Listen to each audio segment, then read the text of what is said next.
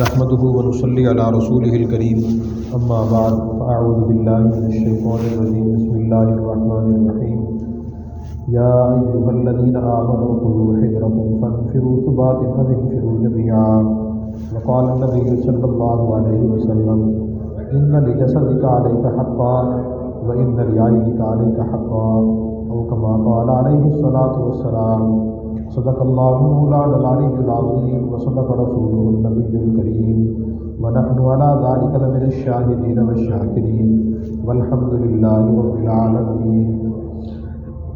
میرے محترم دوستوں اور بھائیوں، گزشتہ جمعے ہم نے یہ بات بیان کی تھی، قرآن کریم اور حدیث کے مطالعے سے معلوم ہوتا ہے کہ مسلمان پہ جو مصیبتیں پریشانیاں آتی ہیں، کبھی وہ اللہ کی رحمت بن کے آتی ہیں، کبھی عذاب بن کے آتی ہیں۔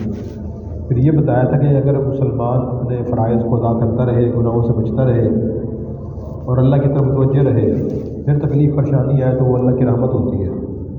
اور اگر خدا نخواستہ تک مسلمان فرائض ادا نہ کرے، گناہوں میں مبتلا رہے، پریشانی آنے کے بعد بھی اللہ کی طرف متوجہ نہ ہو، پھر وہ پریشانی اللہ کی طرف سے عذاب ہوتی ہے۔ تو اس لیے ہمیں یہ دونوں علامتیں دیکھ کے فیصلہ کر لینا چاہیے اور اس کے مطابق ہمیں اپنا عمل درست کرنا چاہیے۔ اگر رحمت بن کے آ رہی ہے تو ذرا پریشان نہ ہو، خدا نخواستہ پریشانی کے آنے کے اثرات عذاب والے نظر آ رہے ہیں، پھر ہم توبہ استغفار کریں اور گناہ چھوڑیں، فرائض کو ادا کریں۔ آج ہم ایک اور بات عرض کریں گے۔ قرآن کریم اور حدیث سے یہ معلوم ہوتا ہے کہ احتیاط بھی شریعت کا بہت بڑا حکم ہے کہ مسلمان اپنے زندگی کے تمام معاملات میں، تمام کاموں میں احتیاط کریں۔ بہت سی تکالیف پریشانیاں بے احتیاطی کی وجہ سے بھی آتی ہیں، اور ایک مسلمان احتیاط نہیں کرتا، خاص طور پہ نوجوان، وہ اس لیے احتیاط نہیں کرتا، وہ کہتے ہیں تقدیر میں جو لکھا وہ ہو جائے گا، جو رات قبر میں آنی ہے باہر تو نہیں آ سکتی، جو باہر آ رہی ہے قبر میں نہیں آ سکتی، یہ سوچ کے وہ بے احتیاطیاں کرتا رہتا ہے اور احتیاط نہیں کرتا۔ تو آج ہم اس بارے میں آپ کو آیات اور حدیث اور واقعات سنائیں گے کہ احتیاط کا کتنا اسلام نے حکم دیا۔ میں نے آپ کے سامنے سورۃ النساء کی آیت نمبر 71 تلاوت کی ہے۔ اس میں اللہ نے فرمایا یا ایھا الذین آمنوا، اے ایمان والو، خذوا حذرکم، تم لے لیا کرو اپنے بچاؤ کا سامان، اپنی حفاظت کا سامان، فانفروا ثبات او انفروا جمیعا، پھر تم نکلو لشکر کی شکل میں یا نکلو اکیلے اکیلے۔ یہ آیت تو جہاد کے بارے میں نازل ہوئی ہے کہ جب مسلمان مجاہدین جہاد کے لیے جائیں، اپنے بچاؤ کا سامان لے کے جائیں، ہتھیار لے کے جائیں۔ اس زمانے میں صحابہ کرام لے جاتے تھے، خود ایک لوہے کی ٹوپی ہوتی تھی، وہ لوگ اوڑھتے تھے جنگ کے دوران، تاکہ دشمن کی طرف سے حملہ اور وار اور سر پر نہ لگے، اس لوہے کی ٹوپی پر لگے، سر محفوظ رہے۔ زرہ پہنتے تھے لوگ، جنگی جیکٹ لوہے کی بنی ہوتی تھی، تو صحابہ کرام بھی پہنتے تھے، حضور صلی اللہ علیہ وسلم بھی پہنتے تھے، بلکہ غزوہ احد کے موقع پر حضور صلی اللہ علیہ وسلم نے 2 زرہیں پہنی ہوئی تھی، 2 جنگی جیکٹیں، اس لیے احتیاط کے لیے، تاکہ دشمن کی طرف سے اگر حملہ اور وار ہو، اس جنگی جیکٹ پر ہو، جسم محفوظ رہے۔ تو یہ احتیاط تدبیر اختیار کرنا یہ کوئی توکل خلاف نہیں ہے، تقدیر خلاف نہیں ہے، ڈر اور بزدلی کی علامت نہیں ہے، بلکہ اسلام کا حکم ہے۔ حفاظتی تدابیر اور احتیاط حضور صلی اللہ علیہ وسلم بھی اختیار کرتے تھے، صحابہ کرام بھی اختیار کرتے تھے، اور آپ نے امت کو اس کا حکم بھی فرمایا۔ تو یہ جو ہے نا خذوا حذرکم، اپنے بچاؤ کا سامان لے لو، اور یہ الفاظ بالکل عام ہیں، یعنی انسان کہیں بھی جا رہا ہو تو اگر وہاں خطرات ہیں تو انسان جانے سے پہلے اپنے بچاؤ کا سامان لے۔ مثلا گھر سے ہم نکل رہے ہیں، آج کل سردی کا موسم ہے، سردی لگنے کا اندیشہ ہے، اگر ٹھنڈ کا وقت ہے تو اپنے کپڑے گرم پہن کے جائیں۔ سورہ نحل میں اللہ تعالیٰ نے یہی ارشاد فرمایا، واللہ جعل لکم مما خلق ظلالا وجعل لکم من الجبال اکنانا وجعل لکم سرابیلا تقیکم الحر وسرابیلا تقیکم بأسکم، کہ اللہ تعالیٰ نے تمہارے لیے لباس بنائے ہیں جو تمہیں جنگ سے اور گرمی اور سردی سے بچاتے ہیں۔ تو اللہ تعالیٰ نے لباس کیوں بنایا؟ لباس ایک مقصد کو چھپانا ہے، دوسرا مقصد جو ہے وہ کس سے چھپانا ہے، بچانا ہے موسم کے اثرات سے۔ تو اللہ تعالیٰ خود قرآن کریم میں بیان فرما رہے ہیں۔ اسی طرح نبی کریم صلی اللہ علیہ وسلم نے فرمایا ان لجسدک علیک حقا، کہ آپ کے جسم کا بھی آپ کے ذمہ حق ہے، وَإِنَّ لِعَيْنِكَ عَلَيْكَ حَقًّا، آپ کی آنکھوں کا بھی آپ کے ذمہ حق ہے۔ اور یہ بات آپ نے اس موقع میں ارشاد فرمائی تھی کہ آپ کو پتہ چلا تھا کہ ایک صحابی ساری رات جا کر نماز پڑھتے ہیں اور دن کو روزہ رکھتے ہیں پورا سال، اور وہ روزانہ ایک قرآن ختم کرتے ہیں۔ اب بظاہر یہ بڑی نیکی والے کام ہیں، لیکن اس دور میں حضور نے صحابی کو منع فرما دیا کہ بھئی ساری رات جاگتے رہو گے صحت خراب ہو جائے گی، اسی طرح اگر تم زیادہ روزہ رکھو گے بہت کمزور ہو جاؤ گے، اور آنکھیں تمہاری اگر نہیں سو گے تو آنکھیں کمزور ہو جائیں گی۔ پھر فرمایا کہ آپ کے جسم کا بھی آپ کے ذمہ حق ہے اور آپ کی آنکھوں کا بھی آپ کے ذمہ حق ہے۔ تو اس حدیث سے، یہ صحیح بخاری کی حدیث ہے، صحیح حدیث ہے، تو اس سے کیا بات سمجھ آتی ہے کہ ہر وہ کام جو ہمارے جسم کے لیے نقصان دہ ہے، خواہ وہ کھانے کی چیز ہے یا پینے کی چیز ہے، ہمیں اس سے بچنا چاہیے۔ اسی طرح جو چیز ہماری آنکھوں کے لیے نقصان دہ ہے تو اس سے بچنا چاہیے۔ مثلاً سکرین کو بہت زیادہ استعمال کرنا، موبائل کی سکرین، لیپ ٹاپ، کمپیوٹر کی سکرین ضرورت کی حد تک تو استعمال کرنا چاہیے، لیکن ایک کوئی آدمی رات کو جاگتا رہتا ہے 2-3 بجے تک موبائل دیکھتا رہتا ہے اندھیرے میں، ظاہر اس کی آنکھیں خراب ہو جائیں گی۔ تو اس کے لیے بھی حدیث ہے کہ حضور فرما رہے ہیں کہ آپ کی آنکھوں کا آپ کے ذمہ حق ہے اور آپ کے جسم کا آپ کے ذمہ حق ہے۔ لمبی حدیث ہے، تو ہم نے اس موقع کی مناسبت سے یہ 2 جملے آپ کو سنائے ہیں، تو یہ حدیث بھی ہمیں احتیاط کا حکم دے رہی ہے۔ اسی طرح حضرت منذر رضی اللہ عنہ ایک صحابیہ ہیں، وہ فرماتی ہے کہ ایک مرتبہ نبی کریم صلی اللہ علیہ وسلم ہمارے پاس تشریف لائے اور حضرت علی بھی آپ کے ساتھ تھے، تو ہم نے رسی سے کھجوروں کے خوشے باندھ کے لٹکائے ہوئے تھے، ان میں کچی کھجوریں بھی تھیں، پکی کھجوریں بھی تھیں۔ تو حضور صلی اللہ علیہ وسلم وہ کھجوریں اتارے کھانے لگے، کچھ کھجوریں حضرت علی نے بھی اتار لی کھانے کے لیے، تو پھر آپ نے ان کو منع فرمایا کہ علی تم رک جاؤ، ابھی تم تازہ بیماری سے اٹھے ہو، تمہاری صحت کمزور ہے، تم کھجوریں نہ کھاؤ۔ دیکھو آپ نے پرہیز کا حکم فرمایا، سمجھ آ رہی ہے نا بات؟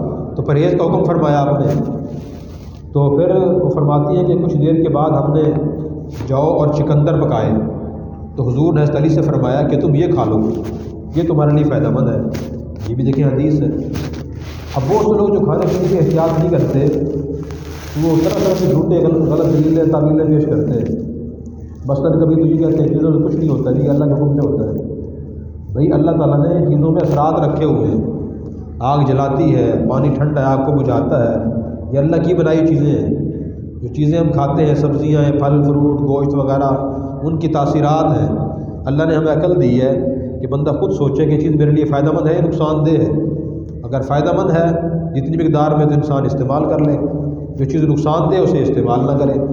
اصل مسئلہ یہ ہے کہ بندے کے اندر جیسے پیسے کی خواہش ہوتی ہے نا، ہرس ہوتی ہے کہ میرے پاس پیسہ ضرورت سے بہت زیادہ آ جائے، تو اسی طرح آدمی کے اندر کھانے کی بھی ہرس ہوتی ہے بعض آدمی کے اندر، کہ وہ احتیاط نہیں کرتا، بے تحاشا کھاتا پیتا رہتا ہے اور کہتا ہے یہ تو اللہ کی پاکیزہ چیزیں ہیں، یہ اللہ کا پاک رزق ہے، کیسے چھوڑ دوں میں، یہ کچھ نہیں ہوتا، اللہ کو منظور ہوا پھر ہوگا۔ یہ باتیں دین کی تعلیمات کے خلاف ہیں۔ اسی طرح ایک اور واقعہ ہے، حضرت عمر بن العاص رضی اللہ عنہ صحابی ہیں، ان کا واقعہ ہے۔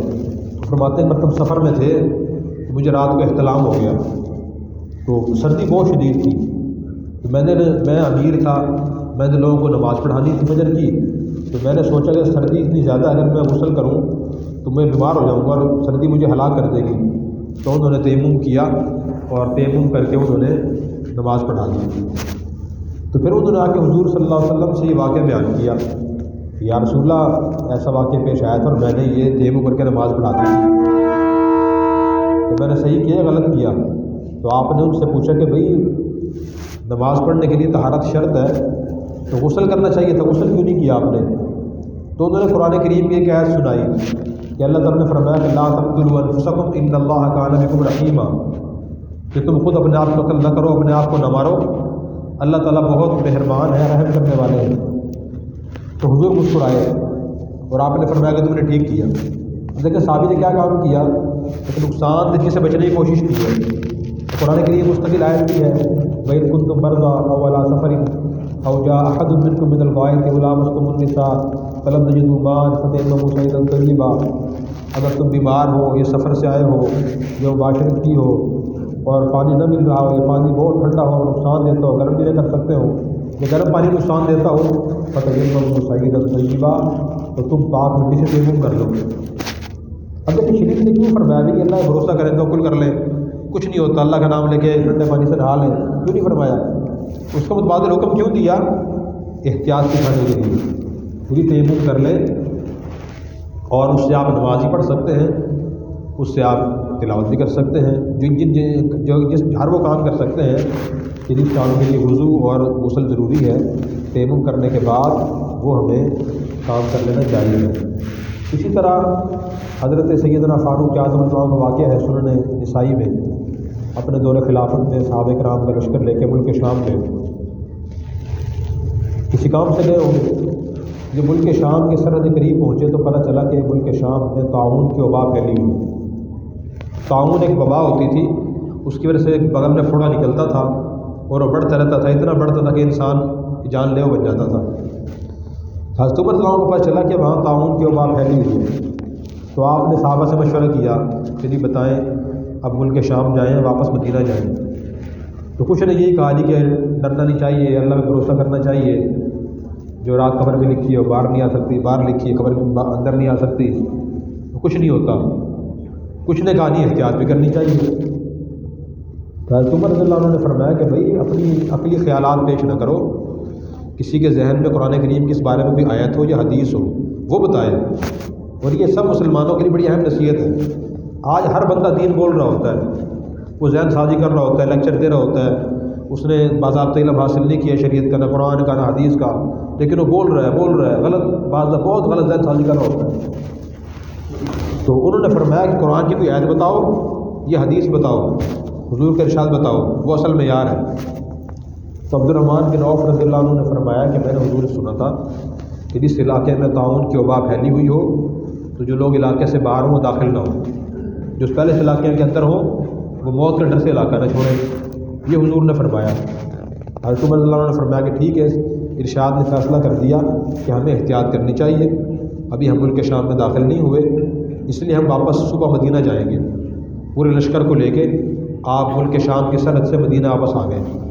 اس لیے میرے بھائیوں اور بزرگوں، احتیاط بھی اللہ رسول کا حکم ہے۔ بہت سی پریشانیاں اور مصیبتیں ہم پہ اس لیے آتی ہیں کہ ہم بے احتیاطی کر رہے ہوتے ہیں اور ذہن میں غلط خیال یہ ہوتا ہے کہ کچھ اللہ کی طرف سے جو منظور ہو جائے گا، کچھ نہیں ہوتا۔ تو ہوتا ہے، اسپتال آپ جا کے دیکھ کتنے لوگ بیمار ہیں، جیلوں میں جا کے کتنے لوگ قید ہیں اپنی بے احتیاطی کی وجہ سے یا غلط حکمت عملی کی وجہ سے، احتیاط نہ کرنے کی وجہ سے۔ تو ہمیں ہر موقع پر احتیاط کرنا چاہیے۔ اللہ تعالیٰ نے فرمایا خذوا حذرکم، اپنی بچاؤ اور احتیاط کا سامان لو۔ تو یہ ارشادات کو پیش نظر رکھیں اور احتیاط کریں تاکہ ہم تکالیف سے، پریشانیوں سے بچ سکیں۔ سب حضرات کوشش فرمائیں گے۔ بلکہ ایک اور آخری بات ذہن میں آ گئی، صحیح مسلم کی حدیث ہے، قبیلہ بنو ثقیف کا ایک وفد آیا حضور کے پاس آپ سے بیعت کرنے کے لیے، تو ان میں جذام کا کوڑ کا بھی مریض تھا۔ کوڑ کا مرض وہ ہوتا ہے جس میں جسم کا گوشت گرنا شروع ہو جاتا ہے، تو وہ آیا تو آپ نے اس سے ملاقات نہیں فرمائی، اس سے آپ نے فرمایا کہ بھائی بس آپ نا مدینہ کے باہر سے واپس چلے جائیں، آپ کی بیعت ہو گئی ہے۔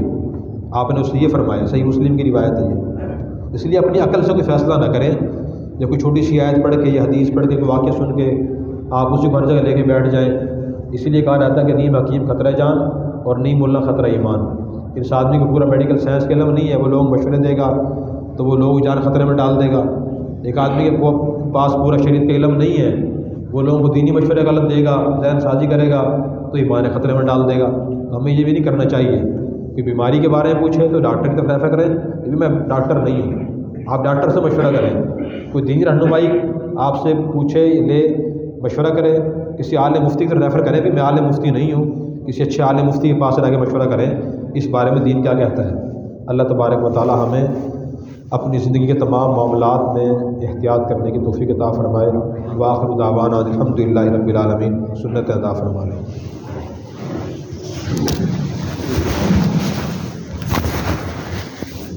وعلیکم السلام۔ ہم